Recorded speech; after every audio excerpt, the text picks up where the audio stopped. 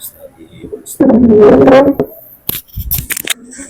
ونعوذ بالله من شرور أنفسنا وسيئات أعمالنا من يهده الله فلا مضل له ومن يضلل فلا هادي له أشهد أن لا إله إلا الله وحده لا شريك له أشهد أن محمدا عبده ورسوله لا نبي بعده اللهم صل وسلم وبارك وعظم وأكرم وأنعم على سيدنا وحبيبنا وشفيعنا وكريمنا وأسوتنا وقدوتنا وقرة أعيننا وذخرنا ومولانا محمد وعلى آله وأصحابه أجمعين أما بعد. Qala al-mu'allif rahimahullahu ta'ala wa sunnah lan den sunnahake fiha ing dalem salat ai fi salatihi tegese ing dalem salate wong kulliha yos kabehane salat apa khusyu'un khusyuk konsen fokus biqalbihi kelawan atine wong musolli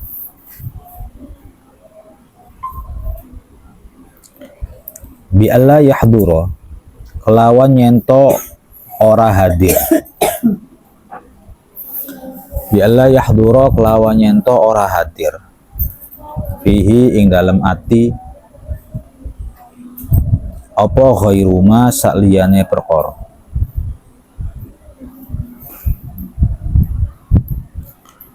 huwa kang utawi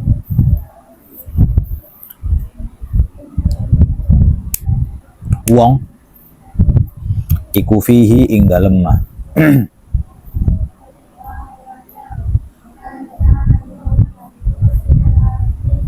wa in ta'allaqa lan senajan terkait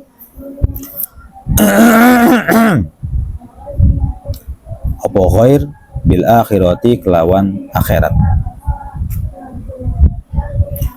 disunahkan ketika sholat itu khusyuk. Jadi khusyuk itu masuknya kategori sunnah. Khusyuk dengan hati. Bagaimana khusyuk dengan hati itu ketika sholat? Khusyuk ketika sholat dengan hati itu jangan sampai selain sesuatu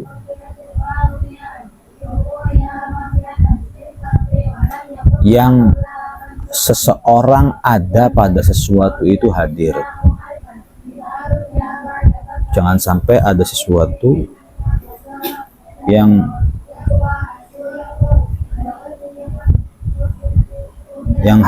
jangan sampai ada sesuatu selain sholat yang hadir itu. Wa in ta'allaqa bil akhirah, meskipun berkaitan dengan akhirat. Jadi yang namanya khusyuk itu at-tadabbur fi ma'anis sholat. Yang namanya khusyuk itu ketika kita membaca, hati kita menerjemahkan. Itu namanya khusyuk. Bukan ingat siksa kubur, bukan ingat akhirat, bukan ingat neraka, bukan ingat surga. Justru kalau itu nggak khusyuk. Jadi makna-maknanya tuh harus usahakan jangan sampai umur 20 tahun belum bisa khusyuk sholat. Dan na'udzubillahi min dzalik, dilatih setiap makna-makna yang kita baca dalam sholat tuh nggak harus menyentuh, yang penting mah begitu kita tahu iya karena hanya kepada Engkau kami nyembah, wa iyyaka nasta'in, dan hanya kepada Engkau nasta'in saya minta pertolongan, hanya kepada Engkau saya menyembah, hanya kepada Engkau saya minta pertolongan. Ini saya sesungguhnya saya wajjahtu menghadap, wajhiyah saya menghadapkan diri saya lillazi terhadap zat fataros samawati yang mengelola as-samawati langit wal ard hanifan sembari hati saya itu cenderung musliman sebagai orang Islam wa ma ana minal musyrikin, dan saya bukan termasuk orang-orang musyrik. Inna sholati, sesungguhnya sholat saya, wa nusuki, ibadah saya, wa mahyaya, hidup saya, wa mamati, kematian saya, lillah, itu mutlak haknya Allah, Rabbil alamin, yang mengelola alam semesta, la syarika lahu, yang tidak ada sekutu baginya, wa bidzalika, dengan itu umirtu, aku diperintahkan, wa ana minal muslimin, termasuk orang-orang muslim. Nah, ngaji nahwu sorob kalau nggak sampai ke situ rada bertanya-tanya mau ngapain nahwu sorob. Tidak jauh beda dengan kursus bahasa Inggris, kursus Jepang. Kan ta'allamu al-arabiyyah li'anni arabiyyatun wal qur'anu arabiyyatun wa lughatu ahlil jannati fil jannati arabiyyah, dan bacaan-bacaan sholat pun arabiyyah, bahasa Arab. Jadi kalau ada orang belajar nahwu sorob sampai matang alfiyah, tujuannya satu tok misalnya, hanya untuk sholat khusyuk, itu luar biasa sekali. Ditambah lagi dengan nahwu, dengan sorob, nggak mandek ke bahasa Arab, bisa bahasa Arab aja enggak. Tapi dengan nahwu, dengan sorob, nanti nih saya bisa mentadaburi makna-makna Al-Quran, makna-makna hadis, bebas dari kesalahpahaman, tidak mengandalkan ChatGPT, tidak mengandalkan Google. Dengan saya ngerti nahwu sorob, saya terselamatkan dari kesalahan-kesalahan, sehingga saya punya panduan Al-Quran dan hadis untuk kehidupan saya sehari-hari. Itu harusnya begitu niat tuh,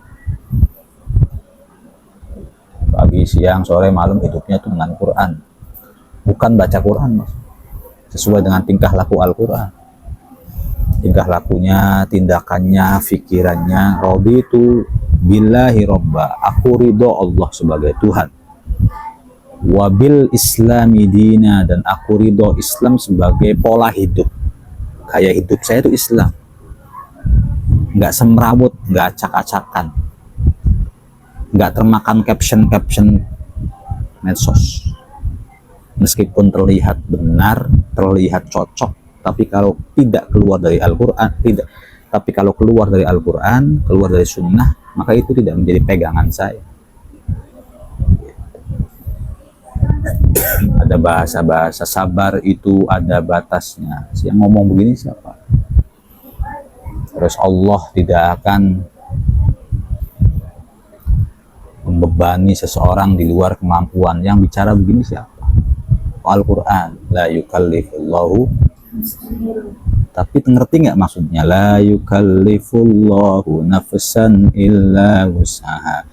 Allah tidak akan memberikan beban syariat, bukan beban hidup. Allah tidak akan memberikan beban syariat di luar kemampuan. Ada yang idiot, ada yang autis, dimaklum, ada yang perjalanan kosor, ada yang sakit, jamak gitu. Jadi maksud daripada la yukallifullahu nafsan, nah, dengan mengerti begini nih kita nggak ikut-ikutan kayak orang umum.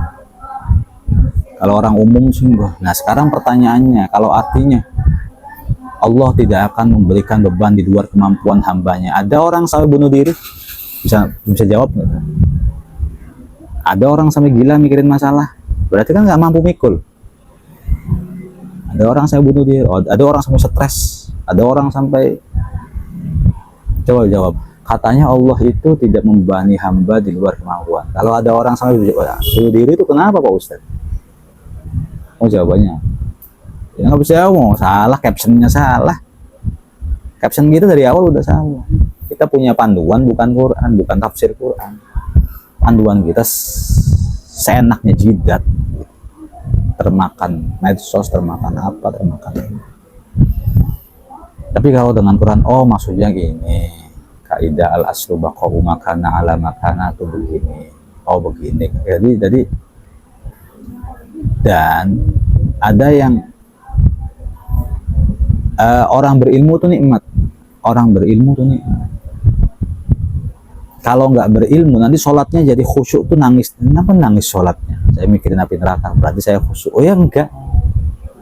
Anda sholat memikirkan api neraka, lalu Anda itu memikirkan dosa-dosa Anda, merenungi semua maksiat-maksiat Anda, lalu Anda nangis dalam sholat. Anda kira khusyuk? Gelambiar namanya. Kecuali kalau memang kita lagi baca Al-Quran dalam sholat, kebetulan ada ayat-ayat yang terkait dengan azab, nangis, nggak apa-apa. Emang dosa saya banyak. Rabbana zalamna anfusana wa illam. Nah itu, nah, pas kan artinya juga saya telah menzalimi diri saya. Wa illam taghfir lana, ya Allah, jika engkau tidak mengampuni saya, lanakunanna, dalam taukid ada nun taukid, maka pasti saya menjadi al-khasirin, termasuk orang-orang yang rugi. Tapi wis nangisnya di situ saja. Karena ada ayat alhamdulillah, ada segala puji bagi Allah Ar-Rahman Ar-Rahim, pengasih, pemurah, penyayang, Rabbil Alamin, penguasa alam semesta. Masa main ditangisi kabeh? Ya namanya nggak khusyuk namanya. Lah pengen bisa khusyuk itu bukan dengan terjemahan ya sebenarnya ya. Tapi yang lebih cocok itu dengan mentarkib makna-maknanya. Tidaklah seseorang mampu mentarkib kecuali bitorikin nahwi wasyarfi, dengan jalan nahwu sorot. Meskipun nggak matang nggak apa-apa. Contoh Abi itu nggak matang maksudnya. Kalau ditanya sama jelimet tuh pasti nggak bisa. Abi kaidah berapa? Ya ampun. Tapi seenggak-enggaknya paham bahwa misalnya istilah itu berarti berasal daripada istilahan, pakai tak. Taknya diganti tok, kulibatit ta utoan. Terus apa? Nggak tahu. Kata kaidah.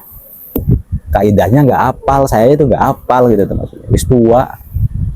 Tapi soal dulu belajar kecangkol sampai sekarang. Cangkol sampai sekarang. Nah, karena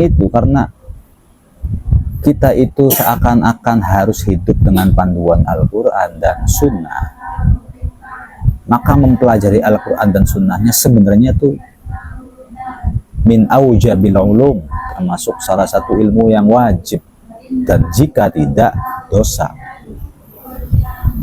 Jadi kalau ada orang yang berusaha untuk matang nahwu sorof demi untuk mendapatkan panduan hidup, nanti hidupnya jadi tenang, betul-betul dipandu sama, kan nanti kita jadi orang bebas. Ibu nggak ada, ayah nggak ada, guru nggak ada.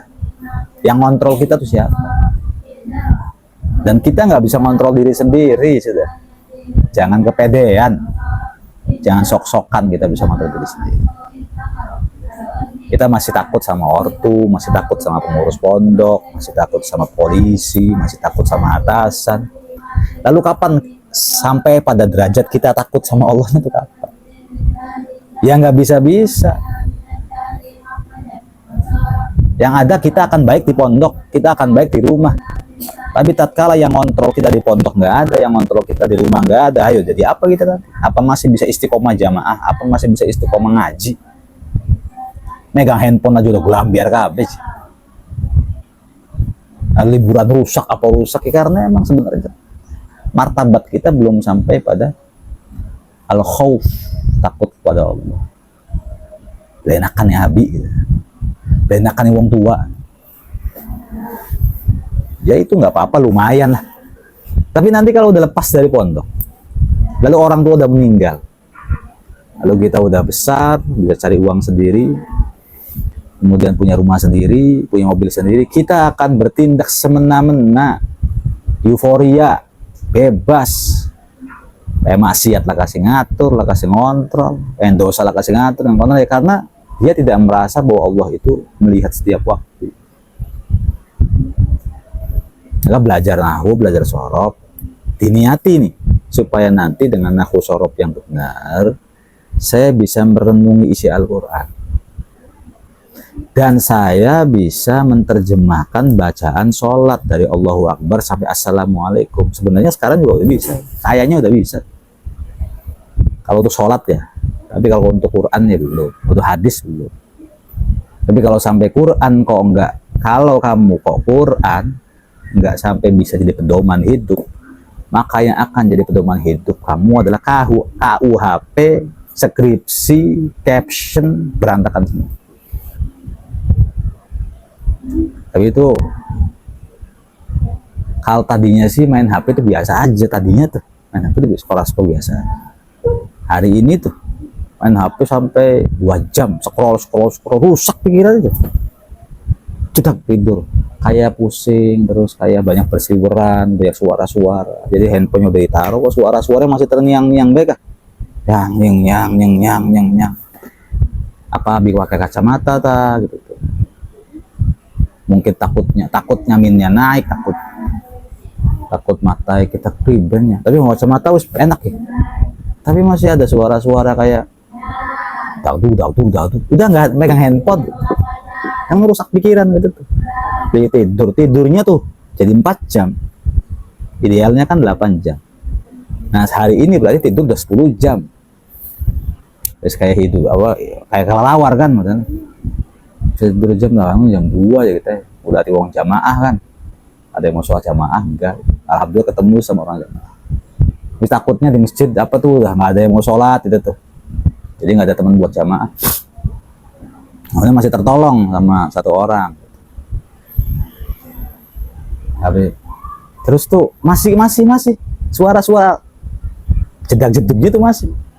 Jadi gini nih, nah, maksudnya tuh, walah saya udah rusak nih baru. Abi ngerasa rusak tuh sekarang anak-anak. Hak nih ya. Sebelum Abi mulai rutin di Quran tuh, itu nggak ngerasa rusak, biasa aja.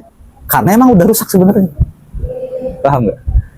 Rusak itu, orang rusak itu nggak merasa dirinya rusak. Tapi ketika kita lagi serius nih, pengganggunya itu jadi berarti saya dulu rusak sebenarnya. Cuman nggak dirasa. Bahum la yash'urun aja. Kita tuh nggak ngerasa rusak, padahal sebenarnya rusak. Bodol sekalian gitu maksudnya. Tapi begitu misalnya, sampai lihat cacat GPT, apa ya, kepalanya pening, perutnya mual, gitu bilang. Di kepala tuh masih kayak ada suara-suara ganggu sampai tidur ke bawah-bawah, bangun tidur masih ada kumat-kumatnya begitu. Ya kan ada pertanyaan di bawahnya. Ya untuk sarang-sarang lagi fokus di Quran. Oh pantas kata, kalau orang lagi fokus di Quran itu sifatnya tenang, ritmenya baik, fokus pada satu tujuan, nggak mikirin banyak hal. Ini yang dasar pikirannya nuklir Iran tadi. Anak Amerika, anak Israel, anak wong lagi live kian. Jadi kan karena berita dalam 1 jam scroll itu sampai ratusan scroll, bercampur aduk seluruh berita, saya masuk ke kepala. Ketika berita itu selesai, di kepala itu masih bisa ternyata. Dan itu kerusakan yang ternyata kita alami itu begitu. Walah ya gitu, ternyata emang benar-benar rusak otak, rusak kepala. Nah kemarin tenang bang. Dinyakin jadi semplak. Paling buka handphone sekarang WA. Enggak, untuk sekarang saya udah kurang berani lagi dirusak. Meskipun ada ceramah atau apa, kadang ada musiknya, musik tuh ganggu banget. Nah kalau sudah pada taraf itu, kita akan mendapatkan halawatul iman, asal kitanya ngerti ritmenya, belajar nahwunya, belajar sorofnya serius, nanti akhirnya mempelajari Al-Qur'annya linier, mempelajari hadisnya benar, sehingga seluruh panduan kehidupan kita pagi, siang, sore, malam tuh ada hadis, ada Quran, ada apa. Misalnya ada paku di jalan, lalu kita lihat hadis sih udah nasihat sama kita, imatatul adza minal iman, menyingkirkan sesuatu yang melukai itu termasuk daripada iman. Terus ketika pengen ngomongin orang sekarang, walayah kata ba'dukum ba'du, kayak jangan. Lalu pengen bohong, al-kadzib yahdi ilal fujur wal fujur yahdi ilal. Jadi kayak sebelum ngelakuin tuh ilmu tuh udah ngasih tahu duluan. Nah, disitulah akhirnya tanpa ayah, tanpa ibu, tanpa guru, ternyata ilmu dan Allah ini yang akan nuntun kita. Kalau ilmunya kosong, sama Allah nggak ngerti, ayah udah nggak ada, ibu nggak ada, ya khawatir wa kunna minal fasidin. Kita termasuk orang-orang yang rusak justru. Nah, intinya saya belajar nahu sorob, dilatih-latih takribnya, latifatul qoribnya, sungguh-sungguhnya banyak. Meskipun hasilnya nanti dapat khusyuk, sholatnya saja udah luar biasa. Ngerti semua Quran, hadis, tafsir-tafsirnya apa. Tidak terkontaminasi dengan ilmu-ilmu lain yang selain Quran tuh. Bosan Nabi tuh ilmu-ilmu parenting pendidikan ala Jerman ala nggak ada yang serius. Yang serius tuh terus Quran tuh menenangkan, menyejukkan, hadis juga bikin adem, bikin apa gitu. Jadi sholat khusyuk itu masuk dalam kategori sunnah. Wa bijawarihi lan kelawan piro-piro anggota badane musolli bi alla ya'butha kelawan nyento ora dolanan sapa musolli bi ahadiha kelawan salah sijinya jawarih. Khusyuk itu ada dua, ada khusyuk hati, ada khusyuk jawarih. Kalau khusyuk hati berarti hatinya menerjemahkan yang kita baca. Subhana Rabbiya, Maha suci Tuhanku, Robku, Al-A'la yang maha luhur. Subhana Rabbiyal Azim, Wabihal yang maha agung. Rabbil firli, ampuni aku. Warhamni, sayangi aku. Wajiburni, bahasa jubur itu nambal sebenarnya. Tambal kesalahan-kesalahanku dengan kebaikan. Warfa'ni, angkat derajatku. Wajburni, warfa'ni, warzukni, luaskan rezeki. Wa'afini, selamatkan aku. Wa'fu anni, ampuni aku. Enak kalau misalnya ngerti. At-tahiyat, penghormatan. Al-mubarak, yang diberkahi. Al-tahiyatul mubarakatu, atau penghormatan, keberkahan. At-thayyibat, kebaikan. Lillah, milik Allah. At-tahiyatul mubarakatus sholawatut thayyibatu lillah. Interaksi sama Nabi. Assalamualaikum ayyuhan nabiyyu rahmatullah wa barakatuh. Assalamu alaina wa ala ibadillahi sholihin. Asyhadu an la ilaha illallah wa kayak enak banget, kayak ngeresepi.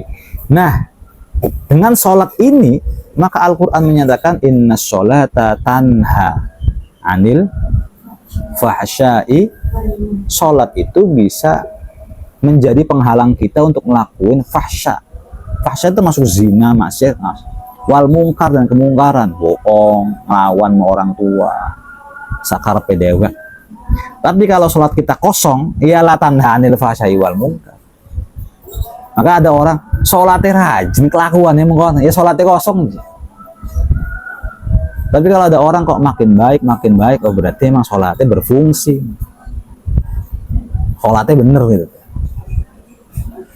Ada orang sholat malah jadi calo misalnya, malakin orang di jalan, tapi tuh sholatnya rajin. Emang sholatnya sholat kosong dia.